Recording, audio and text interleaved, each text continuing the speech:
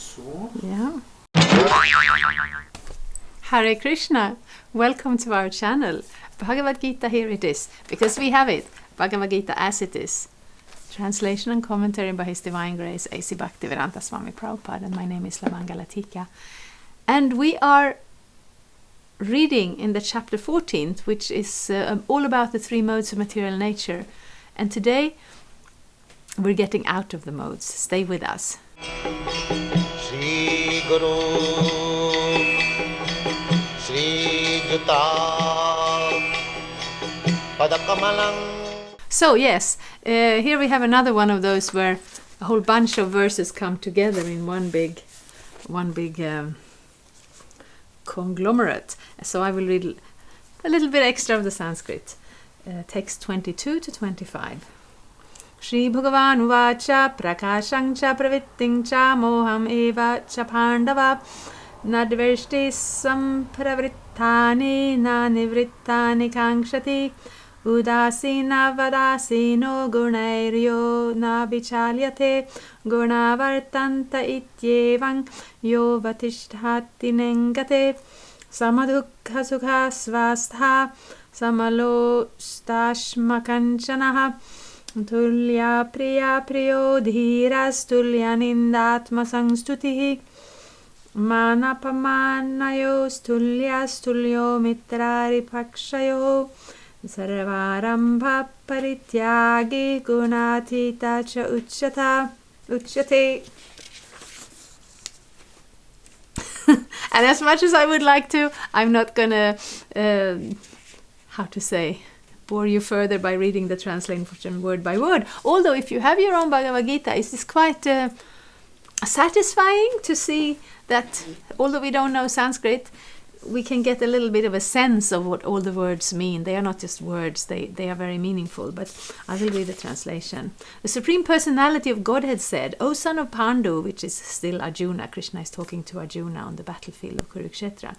He who does not hate illumination, attachment and delusion when they are present, or long for them when they disappear, who is unwavering and undisturbed through all these reactions of the material qualities, remaining neutral and transcendental, knowing that the modes alone are active, who is situated in the self and regards alike happiness and distress, who looks upon a lump of earth, a stone and a piece of gold with an equal eye, who is equal towards the desirable and the undesirable, who is steady, situated equally, well in praise and blame, honor and dishonor, who treats alike both friend and enemy, and who has renounced all material activities.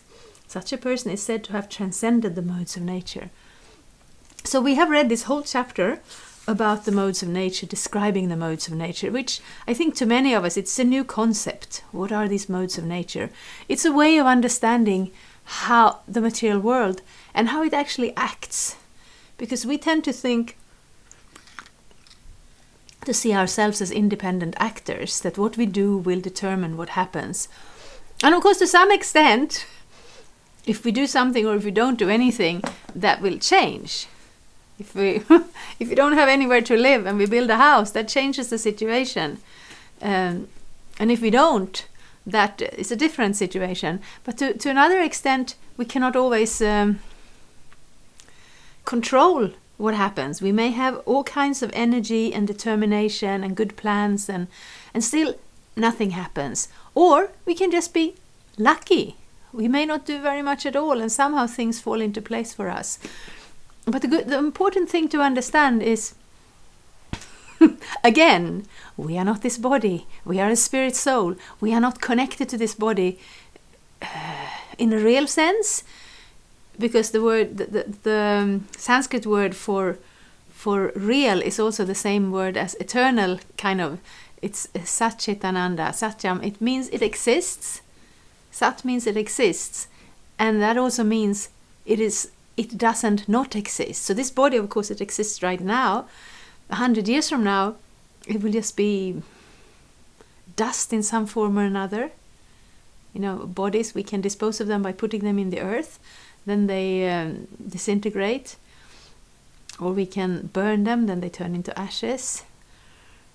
Or there is I mean, there are different ways in different traditions. Apparently there is a culture where you put the body up in a high tree on a platform and you let the birds come for it. It will also disintegrate. So then it doesn't exist. Now it exists, but then it doesn't exist. I exist now and I will exist then. The soul exists now, the soul will exist then. And the soul has its own nature. The soul is a person. But right now, we have been born into a body that is comprised. One can describe it in different ways. Of course, we have our modern science that will see, the cell and the elements and the molecules. And then we have the practical sense. We can see there is skin, and then there is muscle, and there is blood, and there is bone. Then we have the Vedic elements, or we also used to have them in Europe, so we think they are like a little bit medieval when you speak about fire, air, earth and water.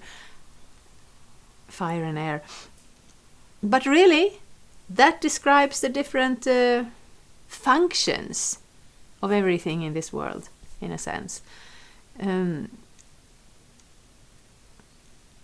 Either way, these and here we are describing it from the point of view of the three modes of nature, but because the three modes of nature shows us something about the quality of a situation or a body. So a body is made up, and our mind even, which also isn't us, which also is a material element, but a subtle material element, they are influenced in different ways by the three modes of nature.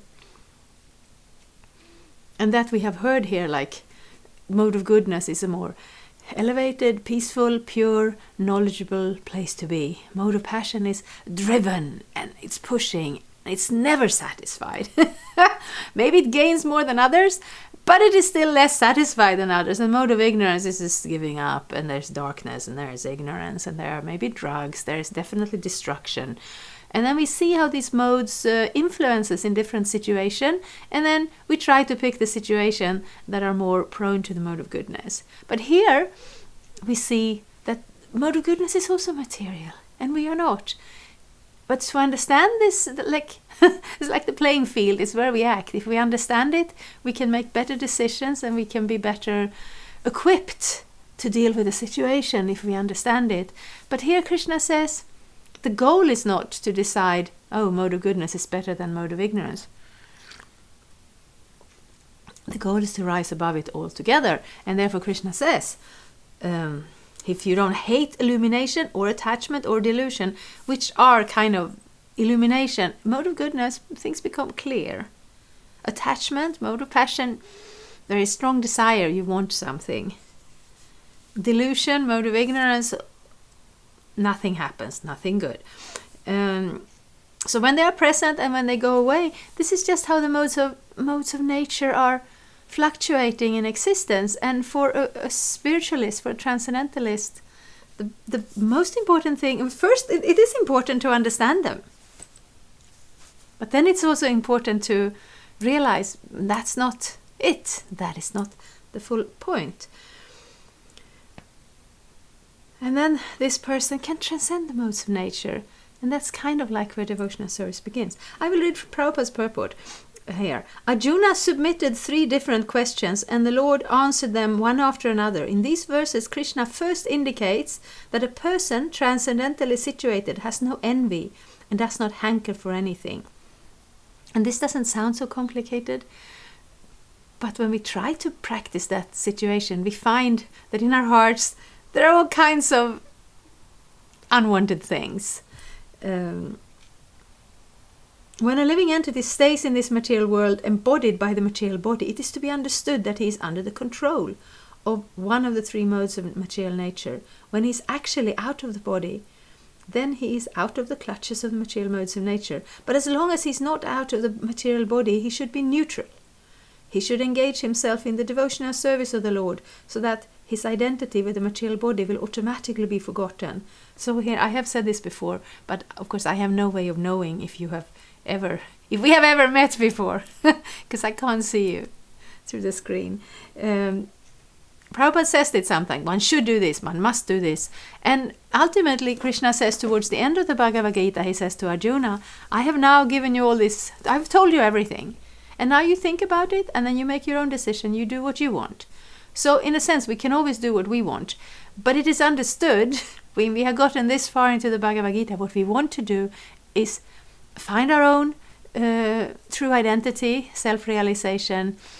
Within that identity comes the understanding that we are part of Krishna, and we are our original situation, or our actual true nature is to be his servants in a loving relationship. And while we're in this material world, in the body of a human being, we have the opportunity to realize it. And in order to do that, we should do these things. And if you choose not to do these things, it's not that, Prabhupada's going to come running after us and saying, you have to do this. But we are given that opportunity. And if we take that opportunity, this is how to do it. When one is conscious of the material body, he acts only for sense gratification. But when one transfers the consciousness to Krishna, sense gratification automatically stops. One does not need this material body, and he does not need to accept the dictations of the material body. The qualities of the material modes in the body will act. But as a spirit soul, the self is aloof from such activities. How does he become aloof?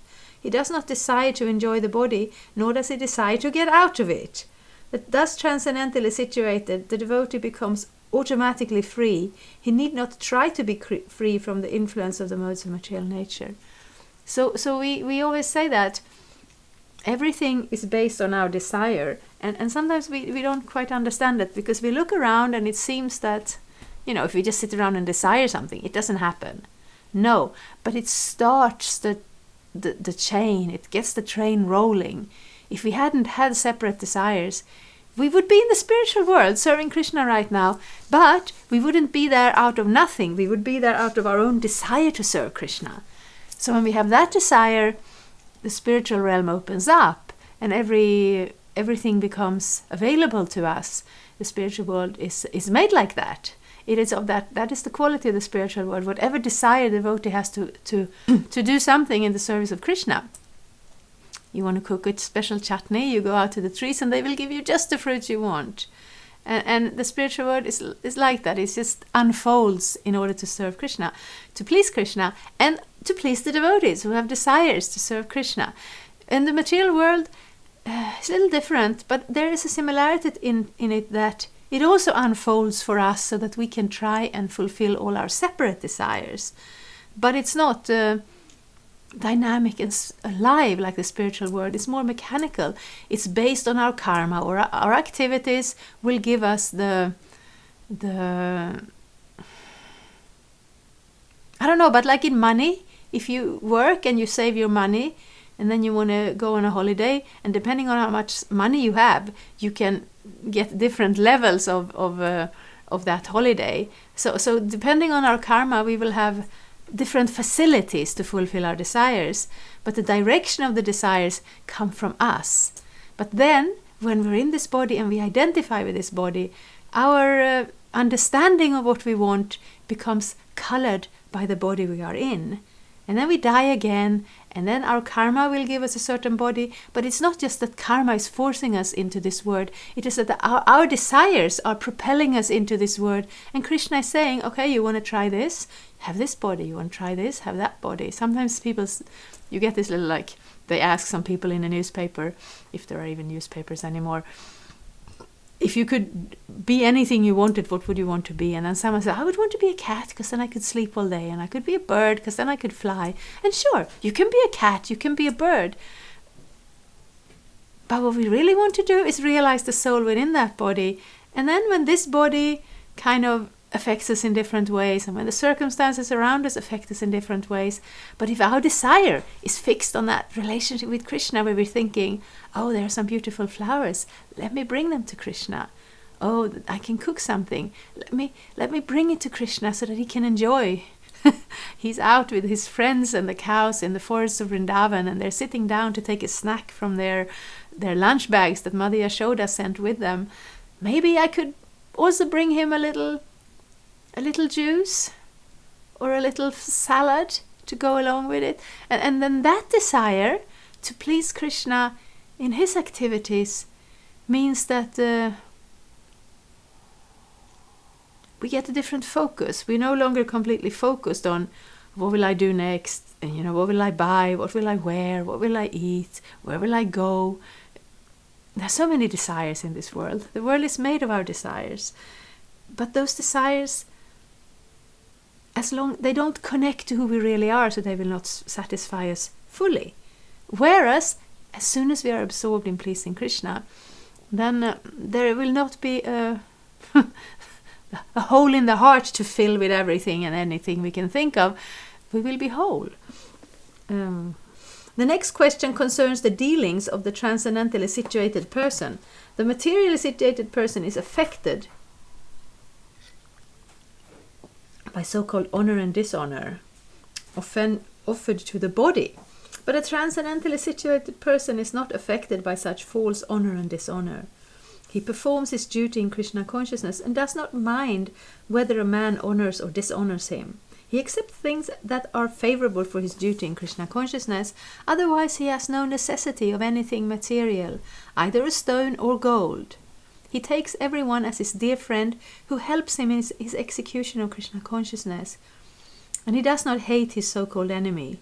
He is equally disposed and sees everything on an equal level, because he knows perfectly well that he has nothing to do with material existence. So this is kind of a very high level, a very high platform, a very high realization to realize that you have nothing to do with material nature. But at least we can take it up in a philosophical sense. That of course, I'm going to prefer my ginger tea with a lot of honey in it. Because, okay, it's good for the throat when I'm talking, but it also makes it taste better to my senses, because they are made in a certain way, whereas somebody else really cannot stand sweet tastes. They will not enjoy that. They will maybe also drink the ginger tea, but they will not add the honey. This doesn't really matter. These are the details. We have this body, and somebody would prefer the warm climate. Somebody will prefer the cold climate, because the body. I had a workmate once who would always in the winters be out on the ice. That was where he felt at home. And in the summer, if it became warmer than 25 Celsius degrees, he really, really suffered. Whereas I'm kind of the other way around. If it gets very warm, okay, and I have to work hard, that's also difficult. But to just, chant Hare Krishna and do these activities and knowing that the sun is there making everything nice and warm, I like that so much more. But that is not very important. That's not who I am. That is just like the adjustment in this world. The main thing is,